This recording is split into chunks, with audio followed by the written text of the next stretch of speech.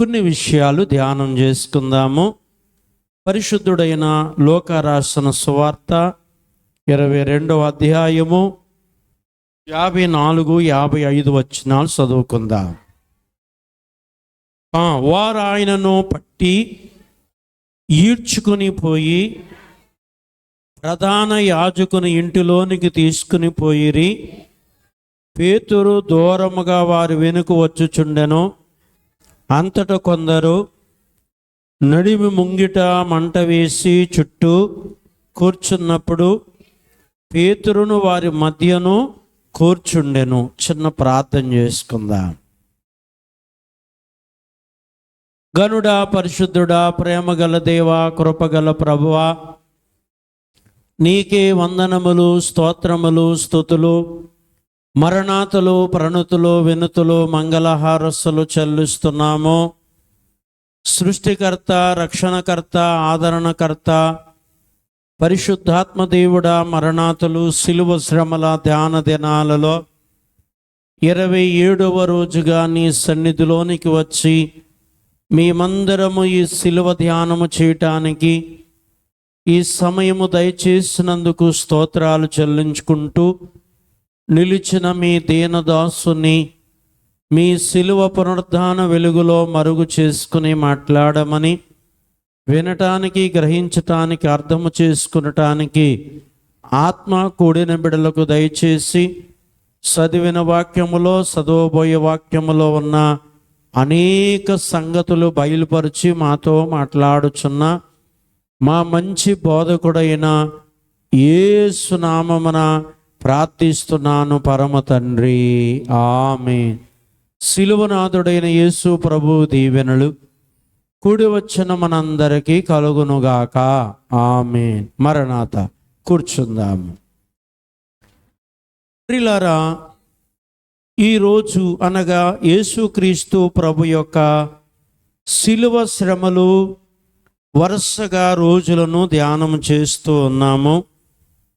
ఈరోజు 27వ రోజుగా ప్రియులారా, ఈ రోజును మరి జరిగినటువంటి కొన్ని విషయాలు దైవ గ్రంథములో నుండి మనం ధ్యానం చేసుకుంటే, ప్రియులారా, ఈ లూకా సువార్తలో 22వ అధ్యాయము 54, 55 వచనాలలో ఉన్న కొన్ని విషయాలు. వారు ఆయనను పట్టి ఈడ్చుకుని పోయి ప్రధాన యాజకుని ఇంటిలోనికి తీసుకుని పోయిరి. పేతురు దూరముగా వారి వెనుక వచ్చుచుండెను. అంతటా కొందరు నడిమి ముంగిట మంట వేసి చుట్టూ కూర్చున్నప్పుడు పేతురు వారి మధ్యను కూర్చుండెను. కాబట్టి యేసుక్రీస్తు ప్రభు వారిని ఎక్కడ తీసుకువెళ్ళారని ఉంది ఇక్కడ అంటే, ప్రధాన యాజకుని యొక్క ఇంటికి తీసుకువెళ్ళారు అనుంది. ప్రియులారా, ఒక ప్రధాన యాజకుడు కనుక ఒక ప్రధానమైన వ్యక్తి, రెండవది యాజకుడు. యాజకుడు అనగానే పాత నిబంధన గ్రంథములో యాజకుడు అనుంటే, క్రొత్త నిబంధన గ్రంథములోకి వచ్చేసరికి ఏమైందంటే పాస్టర్ అనేటువంటి పేరు వచ్చింది. పాత నిబంధనలో పాస్టర్ అని లేదు, యాజకుడు అనే అంశం మీదే మనకి కనబడుతుంది. ప్రియులారా, అందుచేతనే యాజక వస్త్రాలను ధరించి అభిషేకించుము అని మోషే గారికి దేవుడు చెప్పారు.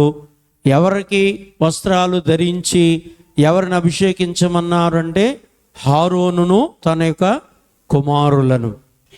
హారోనును తన కుమారులను అభిషేకించమని దేవుడు మోషే గారికి తెలియపరిచారు. ప్రియులారా, ఆ కాలంలో యాజకుని ఉన్నటువంటి యాజకుని యొక్క పని ప్రియులారా కాబట్టి కొంచెం మార్పుగా కనబడుతుంది. ఆ పాత నిబంధన కాలంలో కొంచెం మార్పుగా కనబడుతుంది.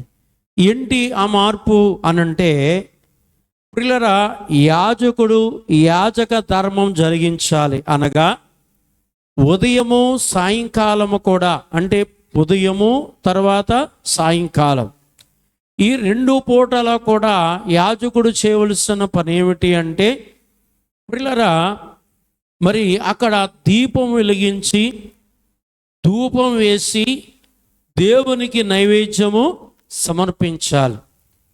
ఇది ఉదయము, ఇది సాయంకాలము కూడా ప్రియులారా రోజు ఈ 2 పూటల ఈ క్రమమును తప్పనిసరిగా జరిగించాలి. మధ్య మధ్యలో బలి అర్పణలు ఉన్నాయి. ఆ బలి రక్తము బలిపీఠం మీద పోయటం ఉంది. పాప పరిహారార్థ బలి అయితే కనుక దానిని బూడిద చేసి ఆ బూడిద ప్రజల మీద చల్లవలసిందిగా ఉంది. రక్తము కూడా చల్లవలసిందిగా కూడా ఉంది. ప్రియులారా, కాబట్టి ఇలాగ కొన్ని నియమ నిబంధనలు పాత నిబంధనలో కనబడతాయి. కానీ యేసుక్రీస్తు ప్రభువారు భూమి మీదికి వచ్చి ఆయన ఎప్పుడైతే బలి అయ్యి ఎప్పుడైతే ఆయన మరణించారో ఈ దీప ధూప నైవేద్యములు ప్రియులారా ఆ పశువు బలి అన్నీ ఆగిపోయాయి. ఎందుకంటే పాత నిబంధనలో వారు తృప్తి కొరకు ఆ బలులు అర్పించారని, అది నేడే అని, నిజమైన అర్పణ యేసుక్రీస్తు ప్రభువారుని, నిజముగా ఆయన మన కొరకు బలి అయిన తర్వాత ప్రియులారా ఇంకా పశువు బలులు అక్కర్లేదు అని చెప్పి అక్కడితో క్రొత్త నిబంధనలోకి వచ్చేసరికి మార్పు వచ్చింది. యాజకుడు ప్రియులారా ఈ దీపము ధూపము నైవేద్యం చేసే పని లేదు. కానీ దేవుని యొక్క మందిరములో ప్రియులారా ప్రజలైన వారికి బోధించటము, ప్రభు రక్తాలు ఇవ్వటము, ప్రియులారా రక్షణ కార్యక్రమాలు జరిగించటము, ఇలాగున యాజకుని యొక్క పని మార్పులోకి వచ్చింది. పాత నిబంధనలో యాజకులు జరిగించిన పని కొత్త నిబంధనలో దాకా నుండి ఇప్పుడు యాజకులు జరిగించే పని కొంచెము మార్పులోనికి వచ్చినట్టుగా కనబడుతుంది. ఏది ఏమైనప్పటికీ కూడా పాత నిబంధన అంతా ఒక నీడ లాంటిది. ప్రియులారా దాని నిజ స్వరూపము నెరవేర్పు క్రొత్త నిబంధన. ప్రియులారా అందుకే ఇక్కడ చూడండి, బంధించిన యేసు ప్రభు వారిని వారు ఈడ్చుకొని పోయి, ఉందా ఆ మాట? వారు ఏం చేశారంట? ఈడ్చుకొని పోయి ప్రధాన యాజకుని ఇంటిలోనికి తీసుకుని పోయిరి. ఎక్కడికి తీసుకువెళ్ళారు అంటే ప్రధాన యాజకులలో చాలామంది ఉంటారు, వాళ్ళు ప్రధానుడు మాట. ఈ ప్రధాన యాజకుని ఇంటిలోనికి తీసుకుపోయారు ప్రియులారా. కాబట్టి మరి నిన్నటి అంశములో ప్రియులారా యేసుక్రీస్తు ప్రభు వారి దగ్గర నుండి శిష్యులైనటువంటి వారు బయటికి అనగా పారిపోయినట్టుగా కనబడింది. శిష్యులైనటువంటి వారు యోధా ఎప్పుడైతే సైనికులను తీసుకువచ్చి దొంగ ప్రేమ చూపి ముద్దు పెట్టి అప్పగించేశాడో, అప్పగించినప్పుడు ప్రియులారా మరి యేసు ప్రభు వారికి కాలుకి చేతులకి సంకెళ్ళు వేసి బంధించినప్పుడు శిష్యులందరూ కూడా ఏం చేయబడ్డారంటే పారిపోయారనేది కనబడుతుంది. దానికి కారణం ఎవరంటే యేసు ప్రభు వారే. శిష్యులు పారిపోవటానికి కారణం ఎవరు అంటే యేసుక్రీస్తు ప్రభు వారే. అంటే వారు వెళ్ళిపోవటానికి కారణం ఎవరంటే యేసుక్రీస్తు ప్రభు వారే. అంటే దేనిని బట్టి యేసుక్రీస్తు ప్రభు వారని మనం చెప్పగలమంటే యోహాను సువార్త 18వ అధ్యాయం ఒకసారి తీయండి. యోహాను సువార్త 18వ అధ్యాయములో ప్రియులారా ఒక మాట 7వ వచనంగా చదువుకుందాం. మరలా ఆయన మీరు ఎవరిని వెదుగుచున్నారని వారిని అడిగాను. అందుకు నజరేయుడైన యేసు అని చెప్పగా యేసు వారితో నేనే ఆయనని మీతో చెప్పి తిని గనుక మీరు నన్ను వెదుగుచున్నడలా వీరిని పోనీయుడి అని చెప్పాను. ప్రియులారా యేసును పట్టుకునటానికి యోధా సైనికుల్ని తీసుకుని వచ్చాడు ప్రియులారా. అయితే యేసు మిగతా శిష్యులు అక్కడ కలిసే ఉన్నారు, ఏకమై ఉన్నారు, ఒకచోటే ఉన్నారు. అందులో ఏసెవరు అని వాళ్ళు వెదుగుచున్నారని యోహాను గారు, తోటలో ఉన్న యోహాను గారు రాశారు ఆల్రెడీ. వారు ఎవరిని వెదుగుచున్నారంటే యేసును వెదుగుచున్నారు. 4వ వచనములో ఉంది యేసును వెదుగుచున్నారని.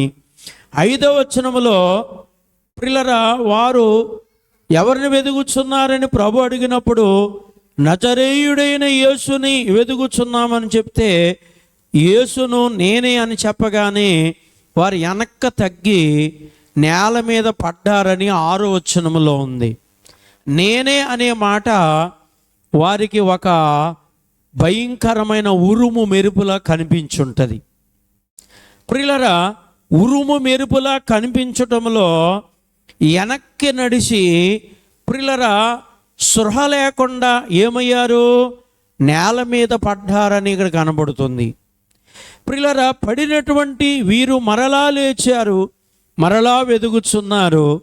ఎదుగుచున్నప్పుడు ప్రభు మరలా అడిగారు, మీరు ఎవరిని వెదుగుచున్నారు అని అంటే యేసును వెదుగుచున్నామని చెప్పినప్పుడు యేసు ప్రభు వారిని 8వ వచనములో అంటారు, నన్ను వెదుగుచున్నడలా వీరిని పోనీయుడి, నాతో పాటు వీరిని కూడా పట్టుకోండి, నాతో పాటు వీరిని కూడా బంధించండి, నాతో పాటు వీరు కూడా శిక్షలు వేయండి, నాతో పాటు వీరు కూడా మరణ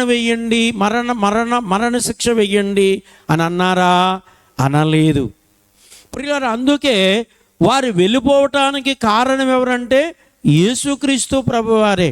యేసుక్రీస్తు ప్రభువారు కూడా ఆయన పొందే శ్రమ వాళ్ళు పొందకూడదని, ఆయన పొందే శిక్షలు వారు పొందకూడదని, ఆయన పొందే హింసలు వారు పొందకూడదని, ఆయన పొందే మరణములు వారు పొందకూడదని వీరు నజరేయుడని యేసును వెదుగుచున్నామని చెప్పినప్పుడు నన్ను వెదుగుచున్నారు కాబట్టి నన్ను బంధించండి, నన్ను పట్టుకోండి, వీరిని పోనీయండి. ప్రియులారా వీరిని పోనీయండి. ఎవరు వాళ్ళు? శిష్యులైన వారు. అప్పుడు వెంటనే వారు వెళ్ళిపోయారు. ప్రియులారా వెంటనే యేసును విడిచి తలకొక దారికి, తలకొక పక్కకి, ఎవరికి నచ్చిన దారికి వాళ్ళు, ఎవరికి నచ్చిన ప్రాంతానికి వాళ్ళు వెళ్ళిపోయినట్టుగా కనబడుచున్నది. ప్రియులారా ఆ తర్వాత ప్రియులారా యేసుతో యోహాను అనే శిష్యుడు మాత్రము భయపడకుండా ధైర్యంగా యేసుతోనే ఉన్నాడు. వారెంతా ఎన్ని హింసలు చేసినా, భయపెట్టినా, మాట్లాడినా, ప్రియులారా ఎన్ని చేసినా యోహాను ఏం జడలేదు, యేసుతోనే ఉన్నారు. అయితే పేతురు గారికి కూడా అలాంటి పట్టుదల, నమ్మకము, విశ్వాసం, ధైర్యం ఉంది. కానీ యేసు కనబడుచున్నంత దూరం ఆయన వెంబడిస్తున్నాడు. ఆయన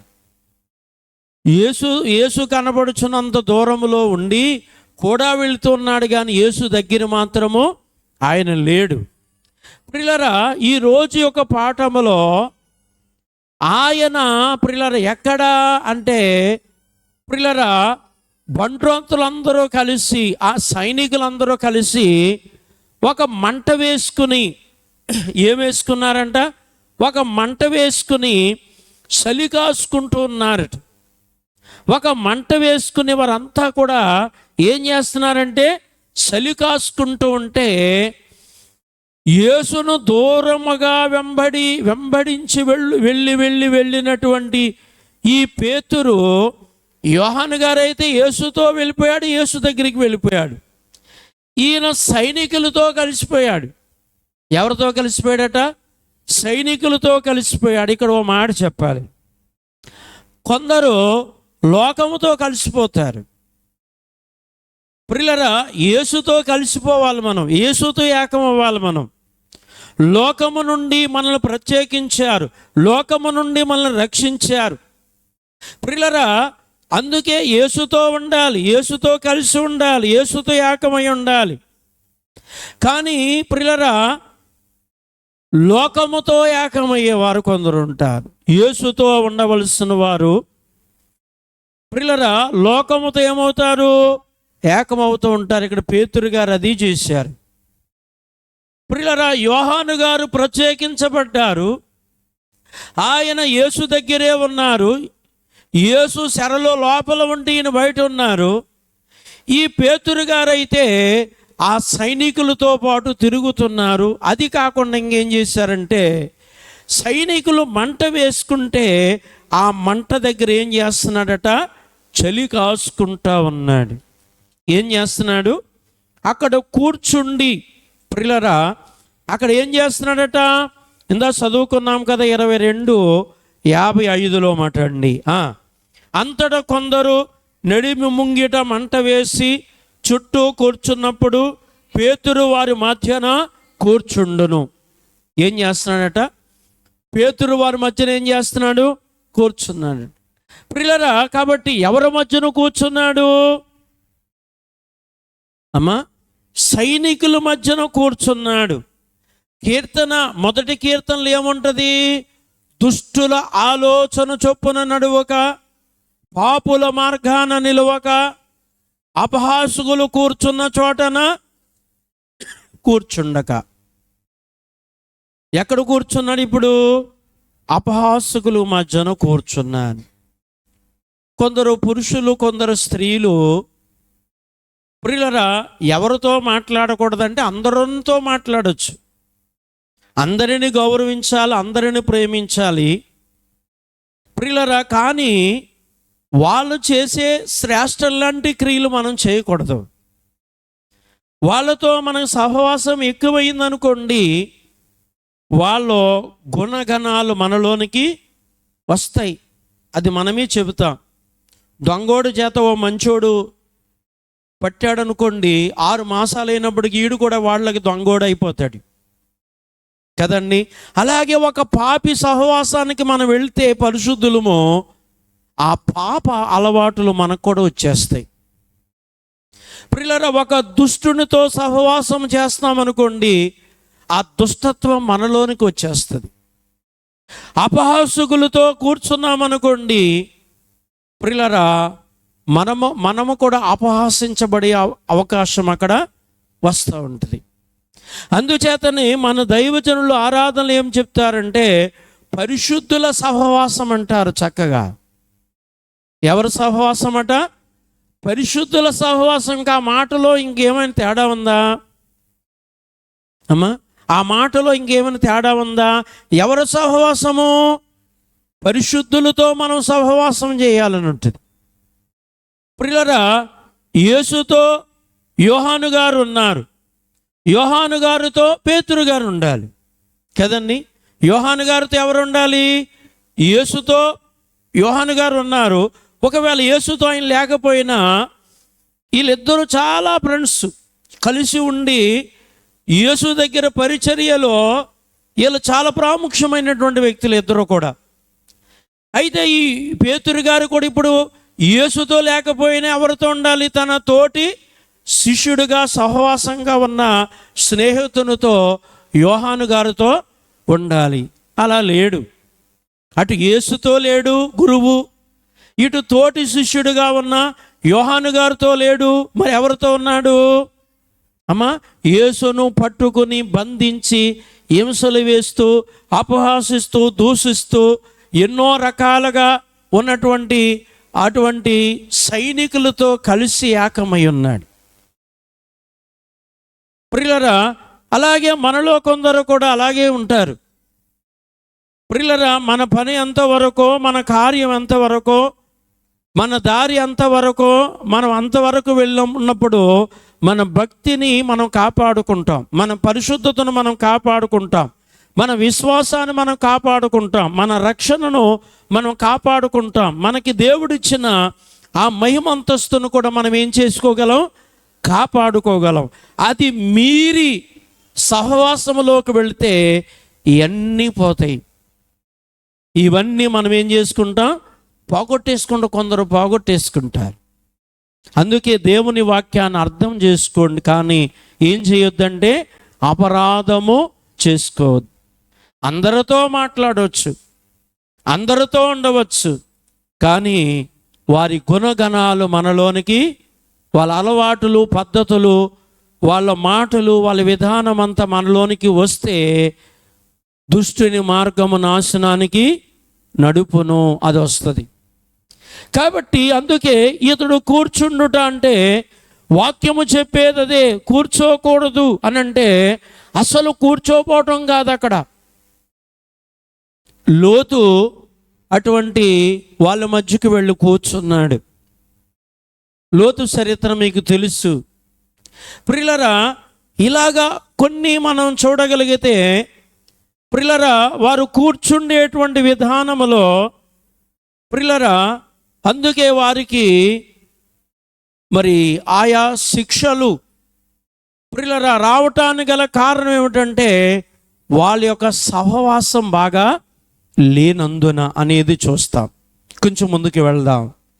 యోహాను సువార్తలో కూడా మనం కొద్దిగా ధ్యానం చేసుకుంటే 18వ అధ్యాయం యోహాను సువార్త 18, 15 నుంచి 18 వచనాలు ఉన్నాయి. ఇవాళ సీమోను పేతురు మరొక శిష్యుడును యేసు వెంబడి పోవుచుండిరి. ఆ శిష్యుడు ప్రధాన యాజకునికి నెలవైన వాడు గనుక అతడు ప్రధాన యాజకుని ఇంట ముంగిటిలో యేసుతో కూడా వెళ్ళెను. పేతురు ద్వారమునొద్ద బయట నిలబడుచుండెను గనుక ప్రధాన యాజకునికి నెలవైన ఆ శిష్యుడు బయటికి వచ్చి పాలుకురాలతో మాట్లాడి పేతురు లోపలికి తోడుకొని పోయెను. ప్రియులరా, ఇంకో కోణములో కూడా మనం చూస్తే యేసు ఆ ప్రధాన యాజకుని ఇంటిలోనికి వెళ్ళిపోయాడు. ఎవరు ఈ ప్రధాన యాజకుడు అంటే నిన్నటి దిన పాఠం అది. ఈ ప్రధాన యాజకుడు ఎవరు అనంటే ప్రియులరా 13వ వచనం చూడండి. అతడు ఆ సంవత్సరమున ప్రధాన యాజకుడైన కయపాకు మామ. ప్రియులరా, కాబట్టి ప్రధాన యాజకుని ఇంటిలోనికి వెళ్ళిపోయారు యేసు ప్రభు. యేసు ప్రభుతో పాటు యోహాను గారు కూడా వెళ్ళిపోయారు. పేతురు గారు గేటు బయట ఉండిపోయారు. ప్రియులరా, అక్కడ ఉన్నటువంటి ప్రధాన యాజకుని ఇంటి ముంగిట ప్రియులరా ఉన్నటువంటి వారంతా కూడా ఎవరికి తెలుసు అంటే యోహాను గారికి తెలుసు. అందుకే అక్కడ అన్నారు కదా, ఆ సైనికులతో మాట్లాడి పేతురు గారిని కూడా యోహాను గారు ఏం చేశారంటే లోపలికి తీసుకువెళ్ళారు.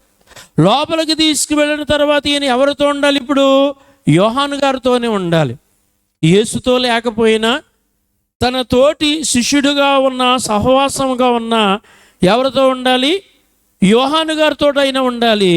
అలా లేడు. ఇక్కడక్కడ చూడండి, మరి మాట్లాడి లోపలికి తీసుకువెళ్ళిన ద్వారపాలకులు మాట్లాడి లోపలికి తీసుకువెళ్ళిన తర్వాత ఈ పేతురంట ఈ మనుషులందరితో కలిసి ప్రియులరా అక్కడ వారు చలిమంట వేసుకుంటే 18వ వచనంలో చూడండి. అప్పుడు చలి వేయుచున్నందున దాసులను బండ్రౌతులను మంట వేసి చలి కాల్చుకునుచు నిలుచుండగా లేదా కూర్చుండగా నువ్వు చోట ఉంది కదా, పేతురు వారితో నిలవబడి ఏం చేస్తున్నాడంటే చలి కాసుకుంటూ ఉన్నాడు. ఏం చేస్తున్నాడట? చలి కాసుకుంటూ ఉన్నాడు. అంటే ప్రియులరా కాబట్టి పేతురు మంచి వ్యక్తే, మనసు కూడా మంచిదే. ప్రియులరా, ఆయన పద్ధతులు ఆయన అన్ని మంచివే ప్రియులరా. కాబట్టి మరి అతను చుట్టూ ఉన్నటువంటి పరిస్థితులు మంచివా? మనము చాలామంది ప్రియులరా పిల్లలను చూస్తూ ఉంటాం, ఆయా చదువుకుంటూ ఉంటారు పిల్లలైన వారు.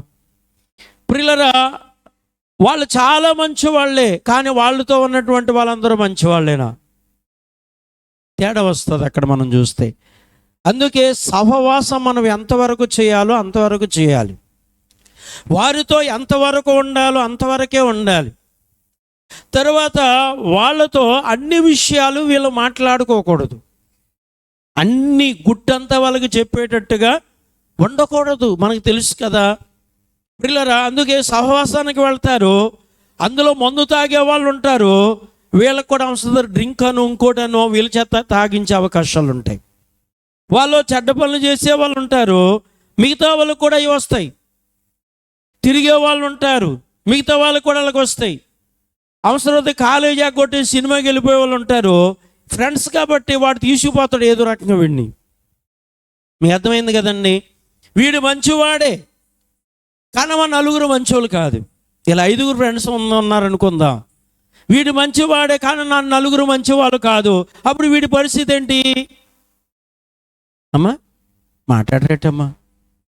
ఆ సహవాసములోనే మనిషి చెడిపోవటం, పాడైపోవటం, జీవితం నాశనం అయిపోవటం చాలా వరకు వెళ్ళిపోతుంది కదా. ఏం బాగోపోతే అమ్మా. పేతురు గారి పరిస్థితి కూడా ఇక్కడ అదే వచ్చింది.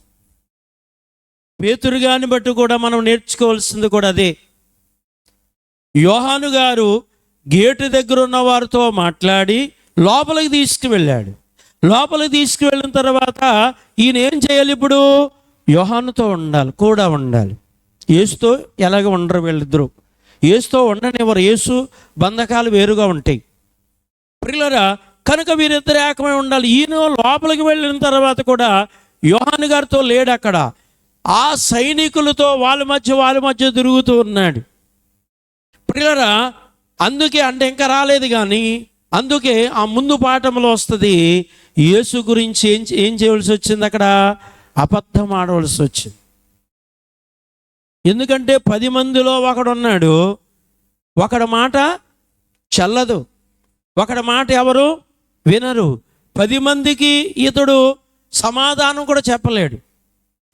ప్రియులారా, చెప్పిన వాళ్ళు వింటారా?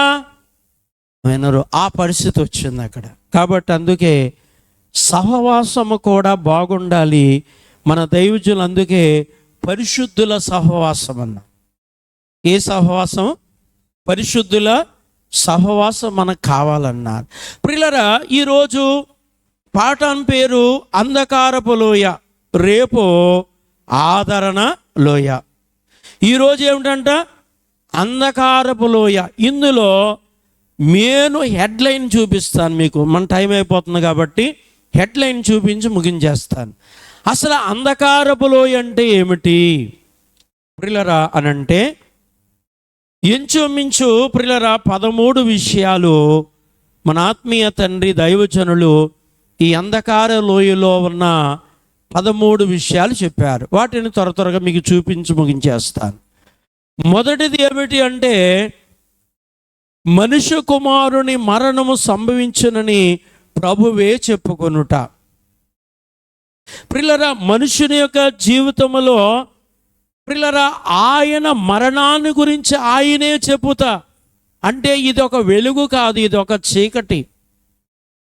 ఇది ఒక సంతోషకరమైన విషయము కాదు. ఇది చాలా దుఃఖకరమైన, బాధకరమైనటువంటి విషయం.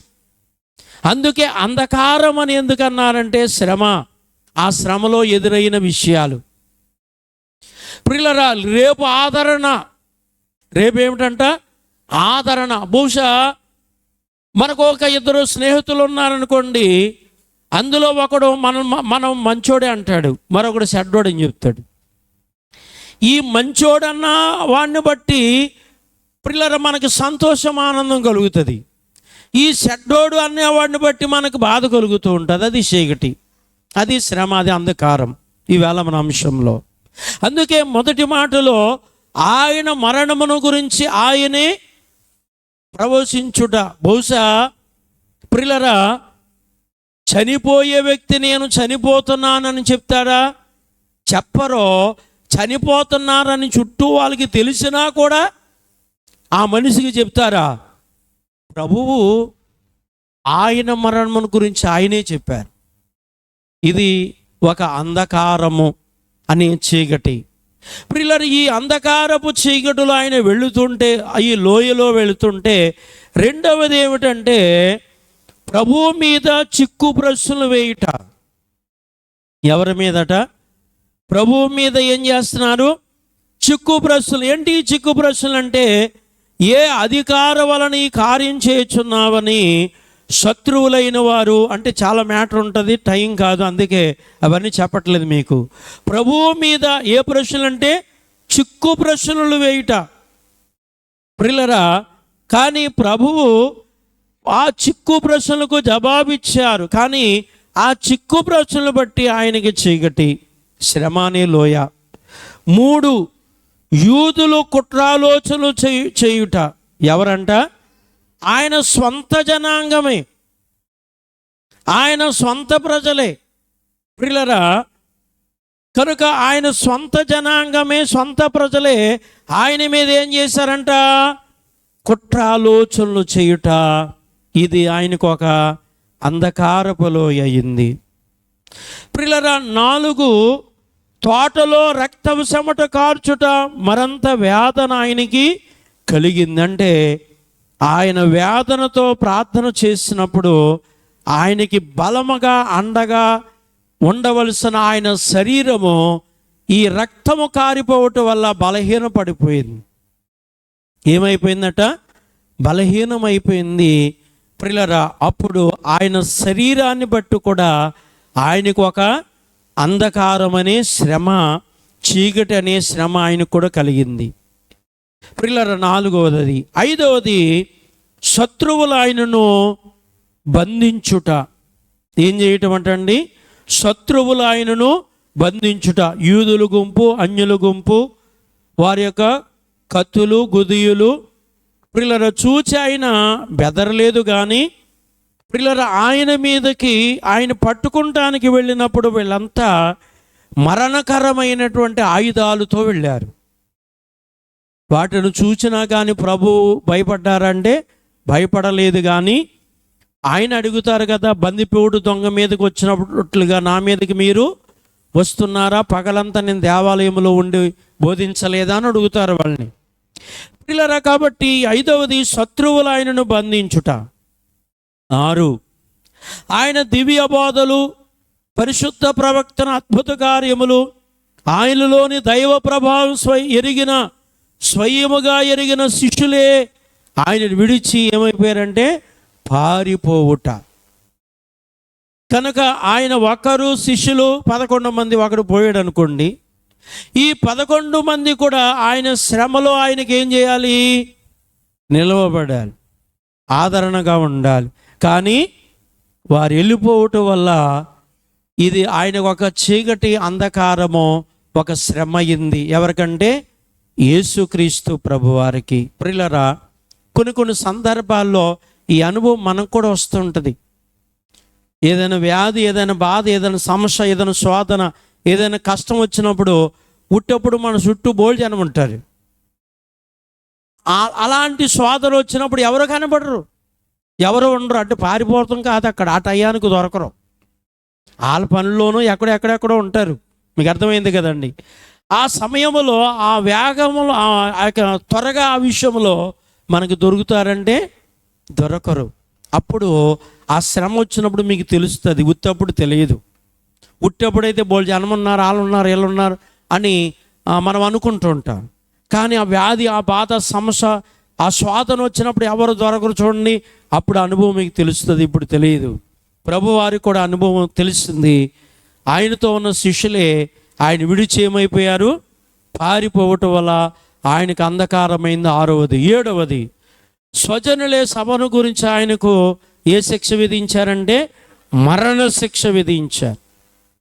ఏ జనులట? స్వజనులే. మన కీడు చేసేది ప్రియులారా బయట వాళ్ళు చేయరు. ముందు ప్రియులారా మన అనుకునేటువంటి వాళ్ళే మన కీడు చేస్తారు ప్రాముఖ్యంగా. అది నేను అనుభవంలో చాలా పొందాను, చాలా పొందాను అన్నమాట, కొంచెం కాదు ప్రియులారా. కాబట్టి ఎందుకంటే మన వాళ్ళు అనేది మన పైకి మన దగ్గర బాగా మాట్లాడతారు, కానీ ఆ వెనకాల వాళ్ళకి ఎలా ఉంటుంది అంటే మనం బాగుంటే వాళ్ళు వార్చలేని పరిస్థితి ఉంటుంది. వాళ్ళ ఎదుట మనం పాడైపోవాలన్నమాట. మనం వాళ్ళ దగ్గర అడుక్కునేలా ఉండాలన్నమాట. మీకు అర్థమైంది కదండి. అది కోరుకుంటారు వాళ్ళు. అందుకనే ప్రియులారా మనవాడే గొప్పగా, మనవాడే బాగా ఉన్నాడు కదా అనే విధానం వాళ్ళలో ఎట్టి పరిస్థితుల్లో ఉండదు. ముందు మేను కీడు చేసేటువంటి వాళ్ళు ఎవరంటే, ఎవరైతే మన వాళ్ళు అనుకుంటామో వాళ్ళే మనకు చేస్తారు ఖచ్చితంగా. ఆ తర్వాత వెనకాల ఉంటారు ప్రియులారా, బయట వాళ్ళు తర్వాత ఉంటారు, కానీ ముందు చేసేది ఎవరంటే వీళ్ళు. ఇవన్నీ మనం చాలా బయట కూడా చాలా విషయాలు చూస్తూ ఉంటాం ప్రియులారా. అందుకే యేసుక్రీస్తు ప్రభువారు స్వజనులే సభను గురించి ఆయనకి ఏ శిక్ష వేశారట? మరణ శిక్ష వేశారు ప్రియులారా. అందుకే ఈ 7వది కూడా ఆయనకి శ్రమైంది. 8, ఆయన ప్రభుత్వాల వల్ల మరణశిక్ష నొందుట, ఇది కూడా ఆయనకి శ్రమ. ఎందుకంటే ఆయన ఎలాంటి ఫలానా నేరం చేశాడు అని పూర్తి రుజువులు ఏమీ లేవు. నేర స్థాపన చేశారు కానీ అవి నిజమని ఎవరు రుజువించలేదు. కానీ ఆయన ఏం చేశారు మరణశిక్ష విధించారు ప్రియులారా. తప్పు చేసిన వారికి శిక్ష వేయిస్తే అది నేరం కాదు. దానివల్ల వాడు కూడా బాధపడ్డు. శిక్ష పొందినవాడు నేను తప్పు చేశాను కాబట్టి ఈ శిక్ష పొందుతున్నాను, ఆ కుడి పక్కన దొంగ అన్నాడు కదా, అలాగే వాళ్ళకి బాధ ఉండదు. కానీ నేరము చేయలేని వానికి శిక్ష వేస్తే, ఏం చేయలేని వానికి, నేరము చేయలేని వానికి శిక్ష వేస్తే ఎంత బాధ ఉంటుందో మీరే ఆలోచించుకోండి.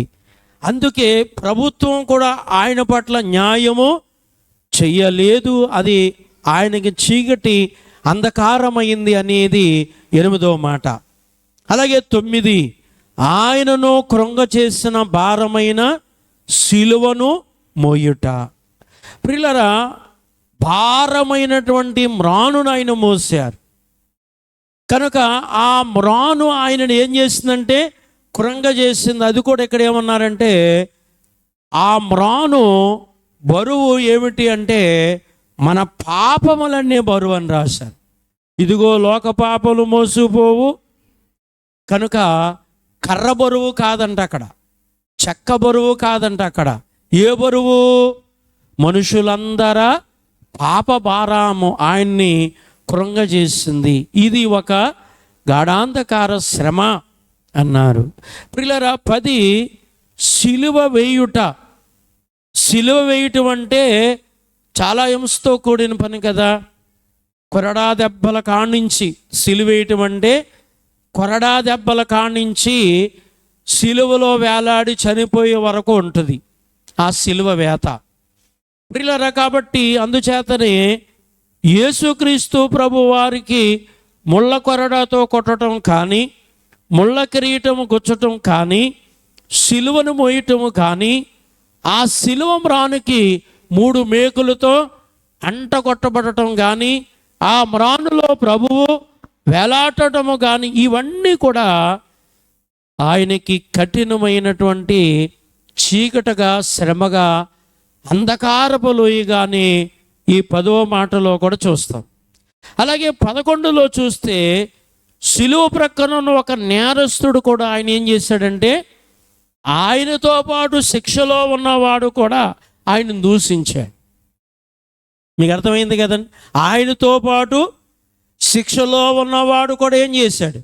యేసు ప్రభు వారిని దూషించాడు. ప్రియులారా, అది కూడా ఆయనకి ఒక అంధకారమైంది. ఎందుకంటే అదే బాధలో ఉన్నాడు, అదే శిక్షలో ఉన్నాడు, అదే శ్రమలో ఉన్నాడు. కనుక ఆ శ్రమలో ఉండి కూడా యేసు ప్రభువాన్ని ఏం చేశాడు? అక్కడ దూషించాడు. అందుచేత అది ఆయనకి బాధగా అంధకారపు లోయగానే ఉంది. 11, 12లో సోపరులు హేళన చేయుట. అంటే ఆ దారిని వచ్చి వెళుతున్నటువంటి వారు కూడా యేసు ప్రభువాన్ని ఏం చేశారంట? ఈ సోపరులైనటువంటి వారు కూడా ప్రియులారా సిలువ మించి దిగితే నమ్ముతాము ఇలా అలాగని చెప్పి అనేక రకాలుగా ప్రియులారా ఆయన ఏం చేశారట? ఏలన చేశారు. అది కూడా ఆయనకి అంధకార చీకటి, అంధకారపు లోయ. 13, మరణమగుట, భూస్థాపనగుట. ప్రియులారా, ఇవి కూడా ఆయనకి ఏమైనాయి అంటే దేవునికి మరణము లేదు, కానీ మన కొరకు ఆయన మరణించవలసి వచ్చింది. దేవునికి ఏమి లేదు, పుట్టుగా చావు లేదండి దేవునికి.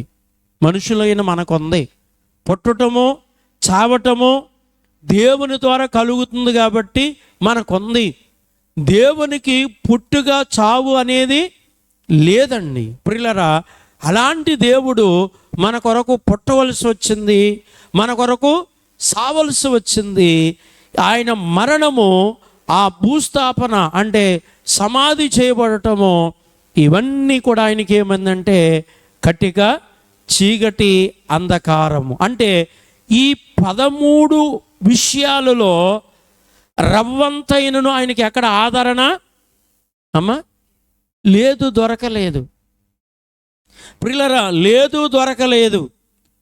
కనుక అందుచేతనే మనకు వచ్చినటువంటి శ్రమలో, మనకు వచ్చినటువంటి శోధనలో మన పక్కన నిలవబడ్డవారు, మన పక్షంతో మన కొరకు మాట్లాడేవారు ఉంటే వారిని బట్టి మనకు ఆదరణ కలుగుతుంది. ప్రియులారా, మన పక్కన నిలబడేవారు ఒకరు లేరనుకోండి, మన పక్షాన మాట్లాడేవారు ఒకరు లేరనుకోండి, వాళ్ళందరిని బట్టి మనకేం కలుగుతుంది?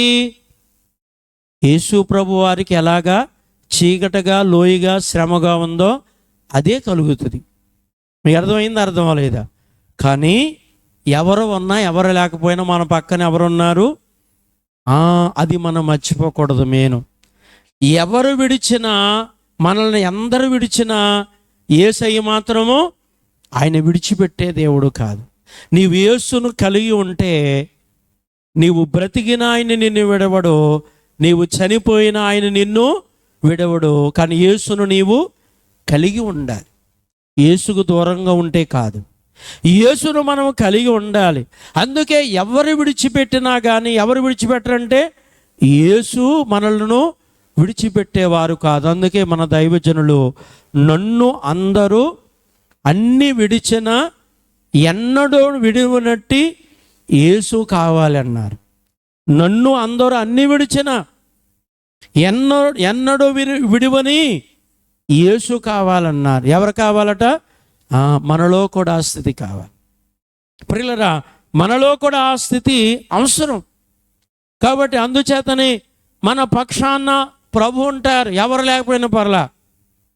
ప్రియులారా, మన పక్షాన ప్రభు ఉంటారు. అందుకే మనం ప్రభు వైపు చూడాలి. యేసు తండ్రి వైపు చూశారు. మనము కూడా మన కొరకు వచ్చి రక్షణ కార్యాన్ని జరిగించిన యేసు వైపు చూడాలి. యేసుక్రీస్తు ప్రభు వైపు మనము చూసినప్పుడు ఆయనని బట్టి మనకేం కలుగుతుంది? ఆదరణ కలుగుతుంది. ఎవరిని బట్టి? యేసును బట్టి మనకి ఏం కలుగుతుందంటే ఆదరణ కలుగుతుంది. అందుకే ప్రతిరోజు మన వాక్యాన్ని చదువుతూ ఉంటే శ్రమైన, హింసైన, కష్టమైన, స్వాదనైన, నిందైన, అవమానమైన, దోషనైన ఏదైనా కావచ్చు, కానీ ఆ వాక్యాన్ని బట్టి దేవుని యొక్క ఆదరణ మనకి కలుగుతుందన్నమాట. ఎవరిని బట్టి? దేవుని యొక్క వాక్యాన్ని బట్టి మనకి ఆదరణ కలుగుతుంది. ఆదరణ కలగాలి అంటే మనం దేవుని వాక్యాన్ని చదవాలి.